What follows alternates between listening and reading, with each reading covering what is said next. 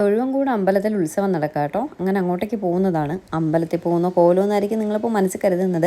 അത് ഹെൽമെറ്റ് വെച്ചിട്ട് അങ്ങനെ ആയതാട്ടോ. ഞാൻ എന്നിട്ട് മുടിയെല്ലാം അഴിച്ച് കെട്ടിയ ശേഷമാണ് അകത്തേക്ക് കയറിയത്. അവിടെ നിന്ന് വീഡിയോ ഒന്നും എടുക്കാൻ സെക്യൂരിറ്റി ചേട്ടൻ സമ്മതിക്കുന്നില്ല കേട്ടോ. പിന്നെ ഞാനത് കളഞ്ഞിട്ട് ഞാനങ്ങ് പോയി. എന്നിട്ട് വൈകുന്നേരം ആയപ്പോൾ ഞങ്ങളൊന്ന് പുറത്തേക്ക് പോവുകയാണ്. ഞാനും മേട്ടനും വേദയും കൂടിയിട്ട്. എവിടേക്കാണ് പോകുന്നതെന്ന് വെച്ചാൽ ജോസ്കോയിലേക്കാണ് പോകുന്നത്. കുറേ പൈസയൊക്കെ കിട്ടി സ്വർണ്ണം വാങ്ങാൻ പോകുന്നു എന്നായിരിക്കും നിങ്ങൾ കരുതുന്നത്. അല്ല, എൻ്റെ സ്ഥിരം വ്യൂവേഴ്സ് ആണെങ്കിൽ നിങ്ങൾക്ക് അറിയാം എൻ്റെ കഴുത്തിൽ ഒരു കരിമണി മാല കിടന്നത്. ആ സാധനം പൊട്ടി തുടങ്ങി കേട്ടോ. അത് ഇനി അത് ഒട്ടിക്കാൻ പറ്റത്തില്ല. കുറേ പ്രാവശ്യം ഒട്ടിച്ചെല്ലാം ഇട്ടു. ഇനി അത് ഒട്ടിക്കാൻ പറ്റത്തില്ല. അപ്പോൾ എന്തായാലും അത് എക്സ്ചേഞ്ച് ചെയ്യാമെന്ന് കരുതിയിട്ട് വന്നതാണ്. വന്നപ്പോൾ ദേ ഇവിടെ കുറേ മാലയും കമ്മലും വളയൊക്കെ ഇരിപ്പുണ്ട്. അതൊക്കെ കണ്ടപ്പോൾ കൊതിയാവുന്നുണ്ട് കേട്ടോ.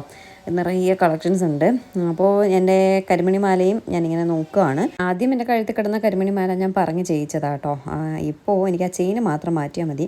അതുകൊണ്ട് ചെയിനൊക്കെ നോക്കുകയാണ്. കൂട്ടത്തിൽ വേറെയും കുറച്ച് മാലയും നെക്ലസും ഒക്കെ നോക്കുകയാണ്. പക്ഷെ വാങ്ങാൻ